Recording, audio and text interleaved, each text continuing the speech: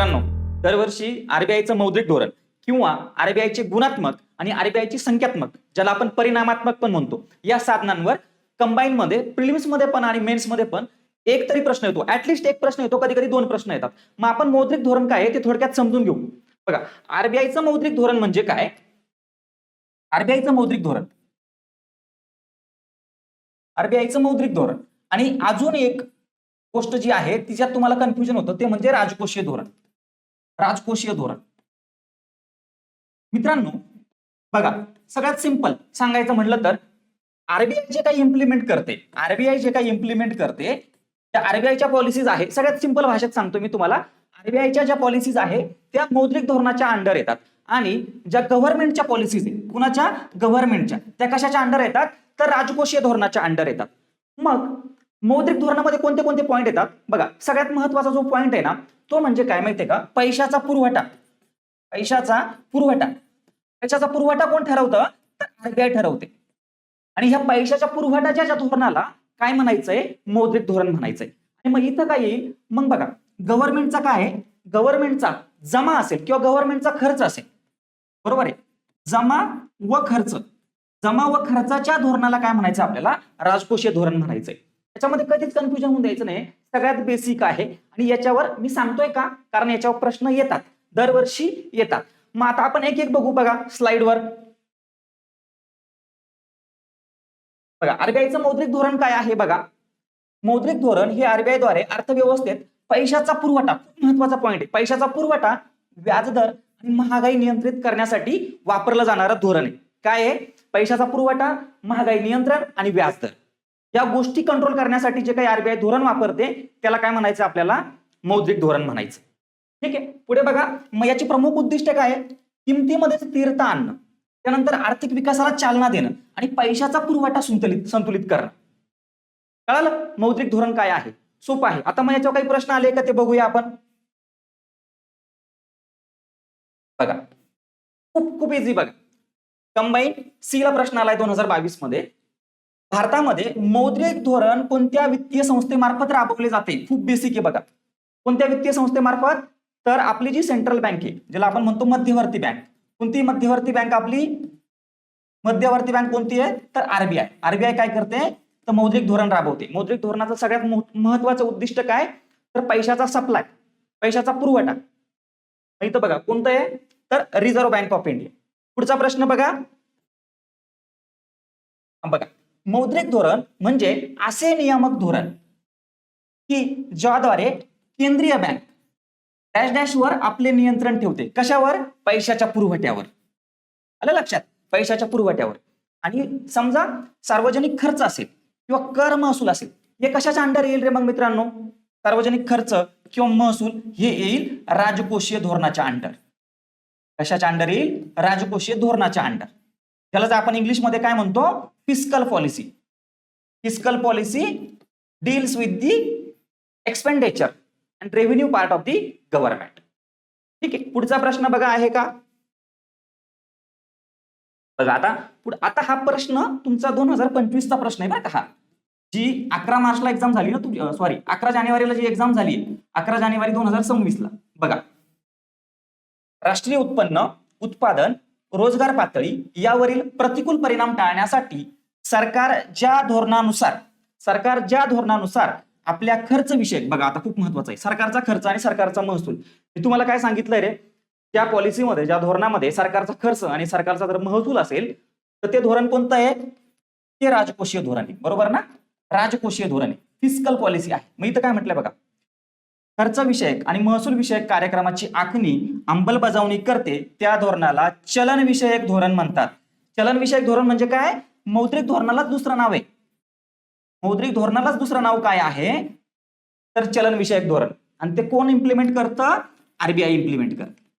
हा प्रश्न कसा आहे? ए नंबरचं स्टेटमेंट जे आहे ते चुकीचं आहे. आणि पुढे केन्स अर्थशास्त्रज्ञावर प्रश्न आलाय, ते आपण फिस्कल पॉलिसीच्या प्रश्नामध्ये बघू.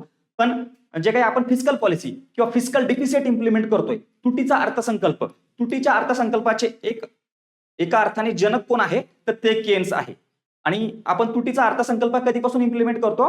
तर 1930च्या आर्थिक मंदीच्या काळापासून. तर ते दुसरं स्टेटमेंट आहे. पण मला हा पॉईंट तुम्हाला पहिले सांगायचा होता राजकोषीय धोरणाचा. ठीक आहे, नंतर हे वाला तर आपण नंतर बघूच. या पुढे बघा. मग आता आरबीआयच्या मौद्रिक धोरणाची वैशिष्ट्य काय किंवा उद्दिष्टे काय बघा. सगळ्यात महत्वाचं, पैशाचा पुरवठा नियंत्रित करायचा आहे देशातला. त्यानंतर बँकाच्या पतनिर्मितीच्या प्रक्रियेवर नियंत्रण ठेवायचं आहे. तेजी आणि मंदी असेल तर त्या चक्राचे दुष्परिणाम कमी करायचे. देशांतर्गत किंमत पातळी स्थिर ठेवायची. विनिमय दरामध्ये स्थैर्य आणायचंय. त्यानंतर उद्योग आणि व्यापाराला आवश्यक निधी उपलब्ध करून द्यायचा आहे. रोजगार उद्दिष्ट चालना द्यायची आहे. त्यानंतर आर्थिक स्थैर्य आणि दीर्घकालीन विकास आपल्याला साधायचा आहे. पण सगळ्यात महत्वाचं काय, आपल्याला पैशाचा पुरवठा नियंत्रित करायचा आहे. आणि पैशाचा पुरवठा नियंत्रित करण्याद्वारे आपल्याला काय करायचंय माहितीये का, महागाई नियंत्रित करायची. काय करायचंय, महागाई नियंत्रित करायची, प्राइस स्टॅबिलिटी. बरोबर आहे, ते सगळ्यात महत्वाचं कार्य आहे आरबीआयचं. पुढे जाऊया आपण. आता बघ, हे काय आहे तर हे आरबीआयचे संख्यात्मक आणि गुणात्मक साधनं आहे. आरबीआय याच्या थ्रू काय करते, आपली जी मॉनिटरी पॉलिसी आहे तिला इम्प्लिमेंट करण्याचं काम करते. पहिले कोणते टूल्स आहे, संख्यात्मक टूल्स.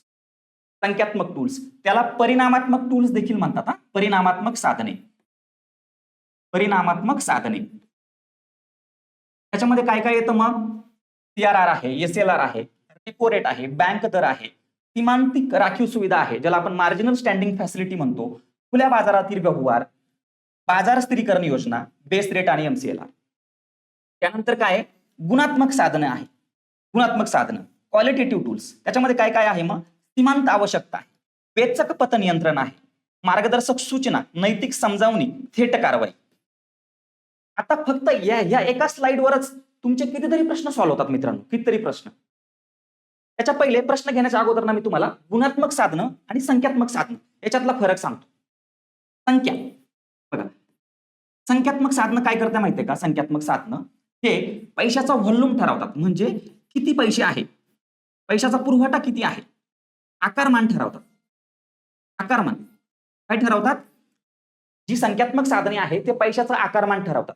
आणि गुणात्मक साधनं काय ठरवतात मित्रांनो, मग गुणात्मक साधनं पैशाची दिशा ठरवतात. म्हणजे फॉर एक्झाम्पल प्रायमरी सेक्टर जे आहे, म्हणजे काय, ऍग्रिकल्चर सेक्टर जर आहे, ऍग्रिकल्चर सेक्टरला जर पैसे जात नसेल तर बँक डायरेक्टली सांगू शकते की जे 40% लिमिट आहे तुमचं कशाचं, प्रायोरिटी सेक्टर लेंडिंगचं, ते फॉलो झालंच पाहिजे. ते जर फॉलो नाही झालं तर काय होतं, मग बँकांना फाईन लागतो. म्हणजे गुणात्मक साधनं जे आहे ना, पैसा कोणत्या दिशेला जाणार ते ठरवतात. संख्यात्मक साधनं काय ठरवतात, ओव्हरऑल इकॉनॉमीमध्ये पैशाचं प्रमाण किती आहे, मग 100 आहे का 200 आहे का 500 आहे. कळालं. बघा, सीआरआर काय असतो, सीआरआर बँकांना एक रेशो आरबीआय कडे ठेवायचा असतो. बरोबर आहे, 4% आहे सध्या, किती 3.5 की 4% आहे. बरोबर आहे. तर मग हे कोणाकडे ठेवायचं, बँकांना. बँकांकडे समजा 100 रुपये ठेवी आलेला आहे तर 4 रुपये आरबीआय कडे ठेवायचे.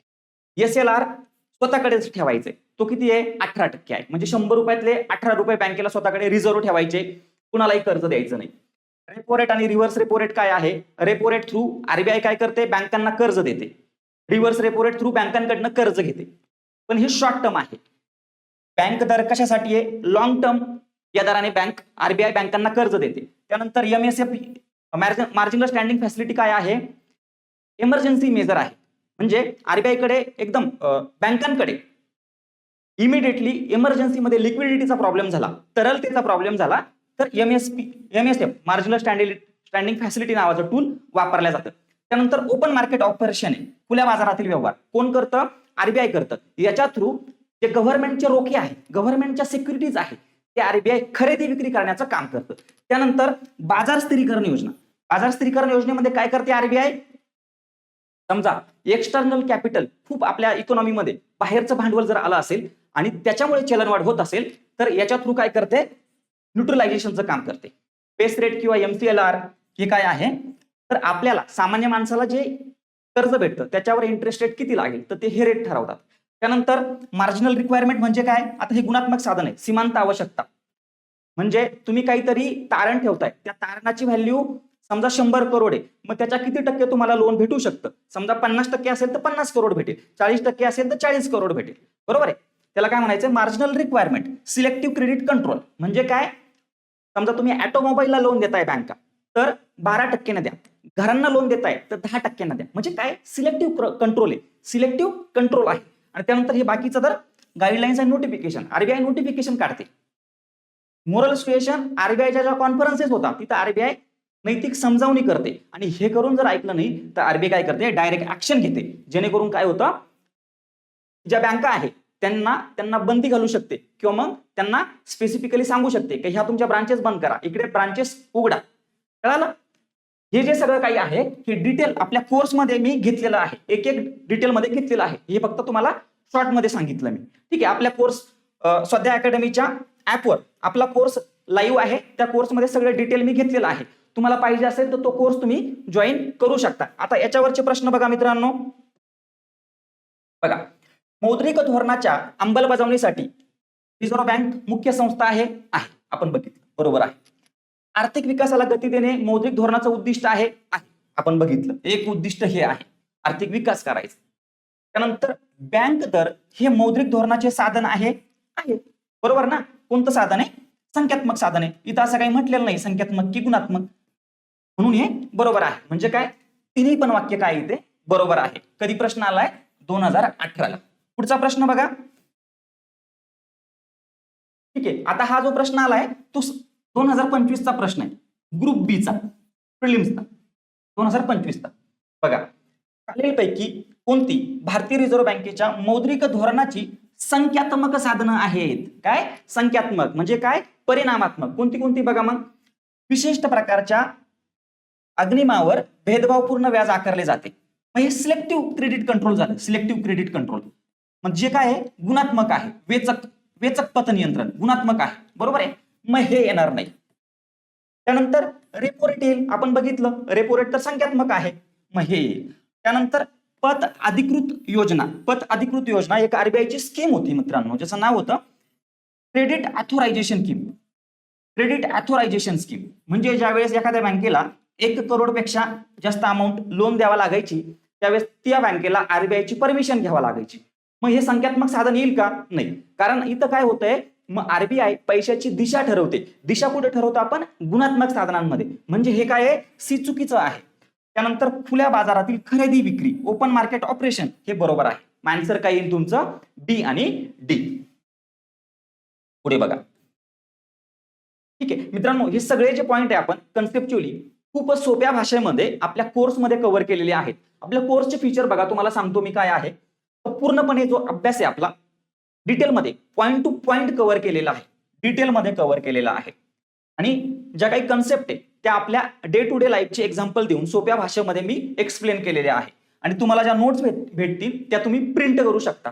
पुढे बघा, पीवायक्यूचा आपण आधार घेतलेला आहे या नोट्स तयार करताना, जेणेकरून तुम्हाला खूप पीवायक्यू करायला लागू नये. त्यानंतर अवघड संकल्पना मी तुम्हाला सांगितलं, टू द पॉइंट वर्कबुक आहे. खूप फापट पसारा आपण नोट्समध्ये ठेवलेला नाहीये. जेवढं लागतं आणि जेवढं एक्झामच्या दृष्टीने महत्वाचं आहे तेवढंच फक्त कमी वेळेमध्ये, म्हणजे 30 तासाच्या आत सगळं कंटेंट आपण कव्हर केलेलं आहे. आणि त्यामुळे ती बॅच तुम्ही जॉईन करू शकता. ठीक आहे. माझं नाव आहे दशरथ हेंबाडे. मी राज्यसेवेच्या 4 मुख्य दिलेल्या आहे, युपीएससीच्या 5 मुख्य दिलेल्या आहे, कंबाईन बी आणि सीच्या पण मुख्य दिलेल्या आहे, नाबार्डची पण मुख्य दिलेली आहे. इकॉनॉमिक्स मध्ये मला JRF आहे. आणि पुन्हा बघा, आपल्या कोर्सची फीज पहिल्या 100 विद्यार्थ्यांसाठी अकॅडमीने 799 रुपये ठेवलेली आहे. तर ही ऑफर तुम्ही अवेल करू शकता. ठीक आहे. बॅचची व्हॅलिडिटी 6 महिने आहे. बाकी तुम्हाला काही डिटेल्स पाहिजे असेल तर तुम्ही फोन करू शकता अकॅडमीच्या नंबरवर. आपण पुढचा प्रश्न बघूया. बघा, खालीलपैकी कोणता भारतीय रिझर्व्ह बँकेच्या परिणामात्मक मौद्रिक उपाय नाही? परिणामात्मक कोणता नाही? परिणामात्मक म्हणजे काय? संख्यात्मक. संख्यात्मक कोणता नाहीये मग इथं? पण बघितलं ना, नैतिक समजावणी मोरल सुएशन हा काय आहे? गुणात्मक आहे. बाकीचे सगळे संख्यात्मक आहे. बरोबर आहे. बँक दर, रोख राखीव प्रमाण CRR आपण ज्याला म्हणतो, त्यानंतर वैधानिक रोखता प्रमाणपत्र SLR. पुढे बघा, रिझर्व्ह बँकेच्या संख्यात्मक पद्धतीत कशाचा समावेश होतो? खुल्या बाजारातील खरेदी विक्री होतं ना, ओपन मार्केट ऑपरेशन. संख्यात्मक मध्ये, परिणामात्मक मध्ये संख्यात्मक आणि परिणामात्मक एकच आहे. काही ठिकाणी तुम्हाला प्रश्नांमध्ये परिणामात्मक दिसेल. बँक रेट पण आहे आणि राखीव निधीचे बदलते प्रमाण पण आहे. ठीक आहे, म्हणजे सगळंच येईल यामध्ये. पुढे बघा, रेपो दर म्हणजे काय? मी तुम्हाला सांगितलं त्या स्लाइड मध्ये. रेपो दर म्हणजे काय आहे? आरबीआय आरबीआय काय करते, बँकांना कर्ज देते. काय करते, बँकांना कर्ज देते रेपो रेटच्या दराने. बघा, मग व्यापारी बँका लोकांना कर्ज देतात नाही, कारण आरबीआय बँकांना कर्ज देते. सरकारचा कर्ज घेण्यावर आकारला जातो रेपो रेट. सरकार आकारतं का, नाही. रिझर्व्ह बँक ऑफ इंडिया व्यापारी बँकांना कर्ज देते, कोणत्या दराने, तर रेपोच्या दराने. मग 3 नंबरचं जे ऑप्शन आहे ते आपलं आहे. रेपो रेटलाच अजून काय म्हणतात मित्रांनो, आपण मागच्या एक 7-8 वर्षापासून त्याला पॉलिसी रेट म्हणतोय. काय म्हणतोय, रेपो रेटला आपण पॉलिसी रेट म्हणतोय. पॉलिसी रेट का म्हणतोय रे पॉलिसी रेट, कारण आरबीआयची जी बाय मंथली मौद्रिक धोरण येतं, तर टार्गेट कशाला केलेलं असतं, तर रेपो रेटला केलेलं असतं, रेपो दरांना केलेलं असतं. बरोबर आहे. आरबीआयचा मेन अँकर येतो, बरोबर आहे ना. आरबीआयचा काय आहे, मेन पॉइंट आहे तो, की रेपो रेट थ्रू आपण काय करतो, सीपीआय जे कंबाईन आहे, म्हणजे हा महागाईचा निर्देशांक आहे, याला आपण टार्गेट करतो रेपो रेट थ्रू. बरोबर आहे. पुढचा प्रश्न बघा. हे सगळे पॉइंट आपल्या बॅच मध्ये खूप व्यवस्थित डिटेलमध्ये आपण घेतलेले आहे, तर ते तुम्ही बघू शकता. जेव्हा reserve bank of India bank rate व्याजाचा दर वाढवते, तेव्हा काय होईल, मला एक सांगा. जेव्हा बँकांचा रेट वाढला जातोय, इंटरेस्ट रेट वाढला जातोय, बरोबर आहे ना, इंटरेस्ट रेट वाढतोय, मग काय होईल रे, मग लोकांकडे एक मोटिवेशन राहणार नाही कर्ज घेण्याचं, किंवा बँकांकडे पण कर्ज घेण्याचं मोटिवेशन राहणार नाही. एका प्रकारे काय होईल, जे पत आहे, बँकांचं क्रेडिट आहे, ते काय होईल, कमी होईल. बरोबर आहे ना, इंटरेस्ट रेट वाढल्यानंतर. मग बघा, चलनवाढ होईल. चलनवाढ नाही होणार ना, चलनवाढ तर कंट्रोलमध्ये येईल. गुंतवणुकीस परावृत्त करणे हे होईल का रे, बघा ना, कर्ज कमी दिली जात आहेत, पत क्रिएशन, क्रेडिट क्रिएशन कमी होत आहे, तर इन्व्हेस्टमेंट पण कमी होईल ना. मग काय येणार आहे, गुंतवणुकीस परावृत्त करणे हे बँक रेट जर कमी झाले तर. ठीक आहे, ही महत्वाची साधने होती, गुणात्मक आणि संख्यात्मक. याच्यावर दरवर्षी प्रश्न येतो, हे पॉईंट तुम्ही नोट डाऊन करू शकता. थांबतो, थँक्यू.